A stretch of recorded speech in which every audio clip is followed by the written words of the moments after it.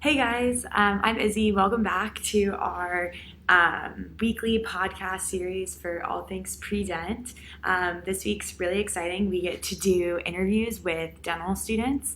Without further ado, let's begin. I'll start with my little presentation. So, just to start, we are doing, as always, discounts to crack the DAT. This week's interviewing with other dental students.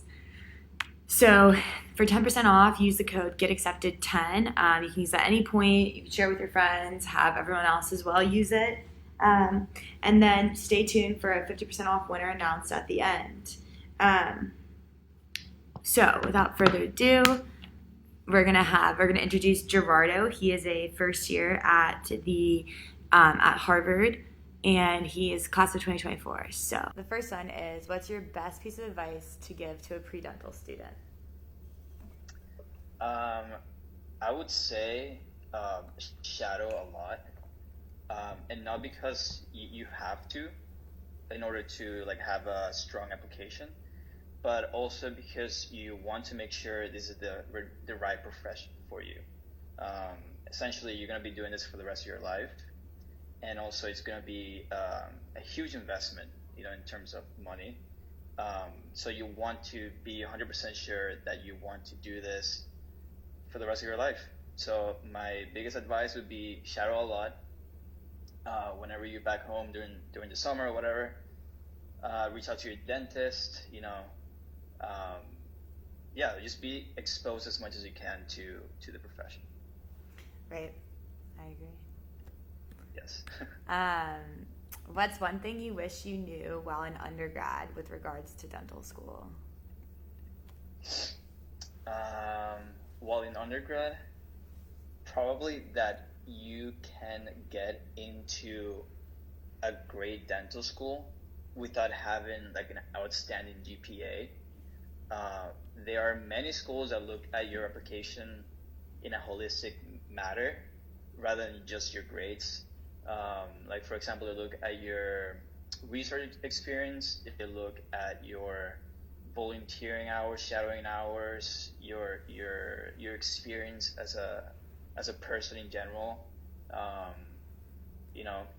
Pretty much everything else is not just your grades and the DAT score. I mean, those are very important, but don't be discouraged just because your GPA is not what it's what they show you on their website, or the mean GPA is for that school. So I would say that would be the something that I wish I knew while in undergrad and applying to dental school. Yeah. I don't know if you agree with that. No, I totally do. I think it's, you have to really be a whole person, right? Even if it goes the same with getting graded in dental school too. You're getting graded on a variety of things, including your manual dexterity and the way you interact with people. It's not you could be the smartest person in the world and be a horrible dentist. That's not the whole picture. So I think that's a good point. Yeah, you gotta be a whole person. Exactly. Okay, so wait, I did the wrong one. Okay. What was the hardest section of the DAT for you, and what did you do to prepare for that? For me, it was surprising because I'm a chemistry major, so you must guess that I'm good at math. But for me, the hardest section was math. So what I did is I took a bunch of practice tests. I think every week I studied for, and we're gonna get more into detail about it later. But I studied for 12 weeks. So essentially, what I did is that I took a math test every single week, and sometimes even more in a week.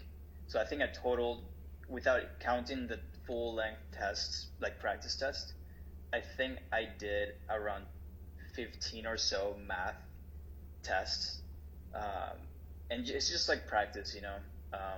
I guess I wasn't really trained to because you gotta be quick. That's the thing with the math section. That's my biggest issue with that section, is that I knew how to do the math, of course, but not to that same speed that they wanted you to do it. Right. So that was in my opinion, the hardest section for me. So yeah, I've like done like for this like podcast series like breakdowns of like each section, and I feel like the whole DAT in general is just so subjective to like. Yeah. You like I was good at math because I tutored math like for high school kids and stuff. Yeah. So I was like doing that every day. I was like doing geometry, which like I wouldn't do since high school. Right. Yeah. Exactly. But then the orgo. Like you do geometry as a chemistry. Yeah, like orgo was chemistry student. Right, and like orgo was tough for me, and like I did well in like orgo classes, and then I just like every question I had to like do a mechanism, which takes forever. Yeah. Like I wasn't like fast with knowing like what reagents did what reaction. Like that took a long time, but like you probably like aced that. I mean, it depends of like how much exposure you've gotten with each, topic. Yeah. So exactly, it's nice to get different people's perspectives. So what was your favorite section of the DAT? So I'm gonna say least annoying section, not favorite. So my least annoying section was organic chemistry because I am a chemistry major. And, I've been exposed to it just like we were talking about it before. Pretty much I did organic chemistry research for more than half of my undergrad career. So that was like I guess you can say favorite section. Yeah. Did you like any of the PAT? So like organic and like and general chemistry, they were both fine. Did you like what did you say, PAT? Yeah, did you like any of the PATs? I feel like those are kind of fun. The PAT was fun, yeah. Yeah, you just gotta get used to it. Yeah. I agree. So I did what you told me. I remember when we talked about it, like before we even started studying for the test, you were like, you gotta download this app where you can do PAT like questions before you go to bed, or like when you're like, between classes or like eating or whatever, and that really helped. Yeah. Doing just questions, just random questions whenever you have like free time.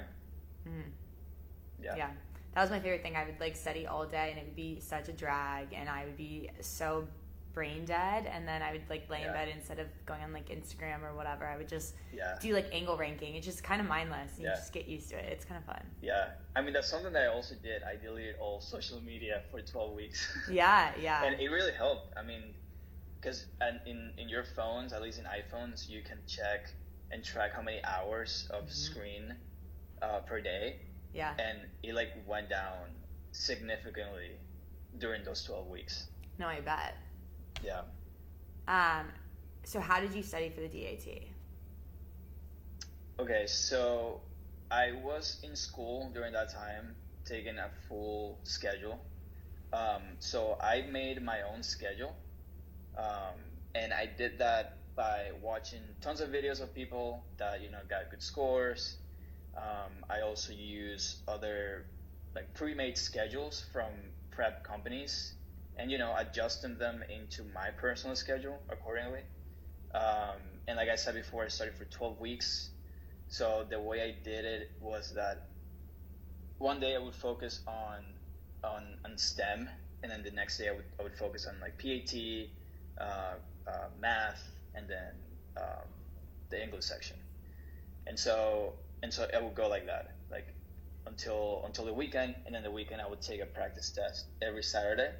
So my Saturdays were my take a practice test day, and so I would take it in the morning every Saturday, and then after I get like some lunch or whatever and finish with the test, I go back to the test and review every single question. And that's like how I learned the most, kind of like reviewing not only the questions that I got wrong, but also the questions that I got right. Because, I mean, you can get it right, but you can be like 50-50 on like, guessing two of the answers. And that can really be like game changer when it comes to like the actual DAT. For sure. Mm-hmm. Yeah, that's definitely, I completely agree. I think the reviewing your practice tests are super important, and that's how you really, and reading like the explanations to all the answers as well as like how they came to the conclusion gives you super, super helpful insight. Yeah, I agree. What is your best DAT studying tip? Would be that one. review every single question after your practice test. Even though you got it right, you got to do it. And although this process can be, very annoying and it can take forever, it took me sometimes even longer than the actual test. Mm-hmm. Personally, that's how I learned the most. And just questions. Don't spend too much time kind of transcribing the notes from your prep company to your own notes. In my opinion, that would be a waste of time. It'd be best to do questions, as many questions as you can, and that's how you learn the most, because you get an idea of how DAT kind of makes their and word their questions. The wording of the questions is very important. Sometimes you don't necessarily need to know all the information, or study the material so specifically and so in detail, but you have to study more the actual test, like how they want you to answer the questions. Yeah. And go with the thinking and like, okay, this is the equation that I want to use when some sort of this similar question comes up in the test, if that makes sense. Yeah, completely. Yeah. This is a good question. I felt like I was proud of this question. What's the trickiest interview question asked of you? The trickiest. So I went to how many interviews? I went to 6 interviews. I applied to 8 schools, right? Yes. Doesn't matter. Okay, I'm getting confused. Okay, I went to 6 interviews, 6 or 7 interviews. Yeah, 6 because whatever. But most of my interviews, if not all my interviews, were very conversational. So I didn't have, the generic interview process like that they ask you about your strengths and weaknesses and how would a friend describe you and this sort of stuff. I never had that experience. All my interviews were very conversational and, very like talk about life, talk about, your experience in dentistry. So in one of my interviews, we talked about telemedicine and teledentistry. So I thought that was very interesting. And, it was not really tricky, but it was an uncommon topic that not necessarily you are expecting to talk about in an interview. So I would say like my biggest advice is to be knowledgeable in the field of dentistry, not to the things that you will learn in dentistry, but kind of like in society what normal people would know about dentistry to a way that you can have a conversation with someone else for 30 minutes at least in an interview.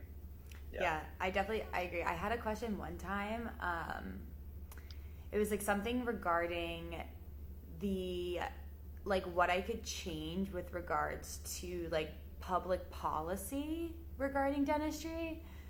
And I went into some Medicaid, Medicare requirement of private practices, but I had to really quickly had to throw into every reservoir of information I had ever read in the news about whatever. So yeah, I think that's awesome, and definitely being sure you know what's going on, especially. Yeah, exactly. Okay.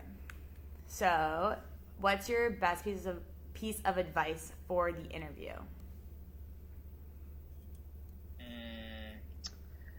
Don't be shy. Smile. Have a good posture. Eye contact. Dress professionally, and be polite to everyone in that day. Yeah. Yeah. I'd say those are key things that you should be thinking of every minute during that day. Definitely. And that's not only in dental interviews, that's in life. True. You never know who you'll meet and when. You never know. Exactly. What is your favorite thing about the field of dentistry? Yeah, that's a hard question. Because there are many things that I love about this profession. I wouldn't have picked it, if I didn't think otherwise. But I would say that my top favorite thing, it's its ability to quickly evolve and improve every year. Dentistry is a relatively new profession, and so there are many things yet to be discovered or created to treat patients in the most efficient possible way. And I like that, because as you are practicing and seeing patients every day, you can be the one that comes up with the next revolutionary thing that in this profession that just hands down improves it. And I also like that this profession, it really connects to medicine and the possibility to go, in my opinion, I want to do oral surgery and go into a 6-year residency, which is combined with an MD degree.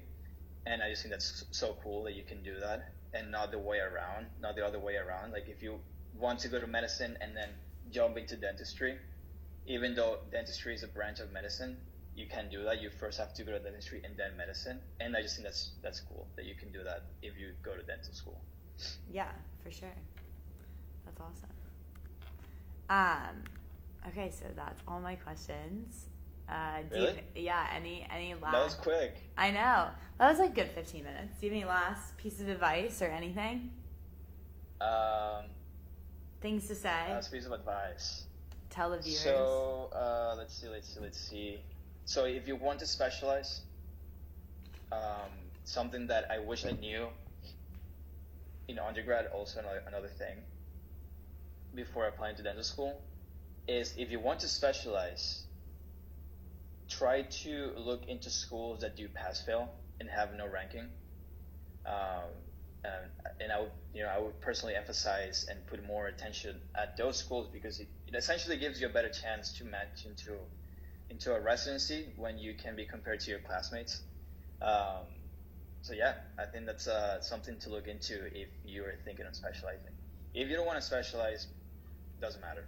Right, that's a good piece of advice too, because I feel like you're told like not to say you want to go into a specialty when you're applying.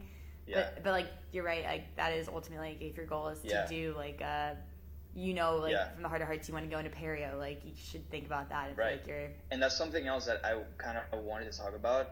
I never said, when they asked me if I wanted to specialize, I never said no. I never said that I wasn't sure. I always said that I wanted to do oral surgery. And it can be controversial. Some schools want that, whereas some schools don't want that. But in my opinion, if I'm interviewing someone and that person knows exactly what they want to do with their lives, and if you want to do residency in oral surgery, you have to be dedicated. So it could be good that you say that, and that you know what you want to do, and be determined. So I don't know. That's something else that is controversial. I agree, but to each their own. Yeah, right. And I think that a key difference in yours is that you knew and you had like reasons to support it, and you kind of had your story of like why you wanted the dream that you want. I think if you go into it being like, I want to go to peds because I like kids, like that's not as supported. Yeah, but I mean, you can. I don't know. Like I said, you can have a reason. That's a reason. Why not go to peds if you like kids? Yeah, but if you want to do it eventually. Yeah, kids dentistry is like not about kids. Like it is, but it's like different. But you need to like kids. Well, for sure. Yeah. No, I agree. It's teach their own. I think that's like the other cool thing about having like discussions about like each person's like applying and whatever. And part of the reason like when I talk about this podcast or whatever, like I like literally say like this is all my personal experience. Like don't take it as fact. It's only like what I did and how I was successful. But each person has their own, anecdotal. Each person has their own experiences. So yeah. Yeah. Well, thank you for coming on and joining. Succeed on your dental admission test. Study less and score higher. Check Crack the DAT now at crackdat.com. Okay, now we're going to hear the answers from Nicole, who is also at the University of Pennsylvania. She is a D1, and that means she's class of 2024. So, She actually just had oral surgery, so she can't speak. So I'm going to read her answers that she submitted to me as well. So first one, the best piece of advice that she has to give to PreDental students is to never doubt yourself. She says, no singular class or test grade determines the outcome of your life or career path.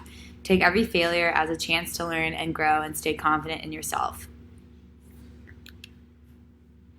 With regards to one question you wish you knew while in undergrad with regards to dental school, she says, one thing I wish I knew in undergrad regarding to dental school is that the application process takes quite a bit of time. Make sure you set enough time to take your DAT and complete your applications. Most dental schools accept students on a rolling basis, and getting your application in early can put you at a huge advantage. One thing she wishes she knew before applying to dental school is that every school is different. You should do extensive research on each school before applying to them. For example, some schools rank their students, some schools start clinical experience earlier than others, and some schools have residency programs that you can shadow throughout your dental career. Those are only a few of the significant differences between each school, and you should try to figure out what you are looking for in a dental school before applying. She said the hardest section of the DAT for her was the quantitative reasoning. She used the quantitative reasoning book to study for the section.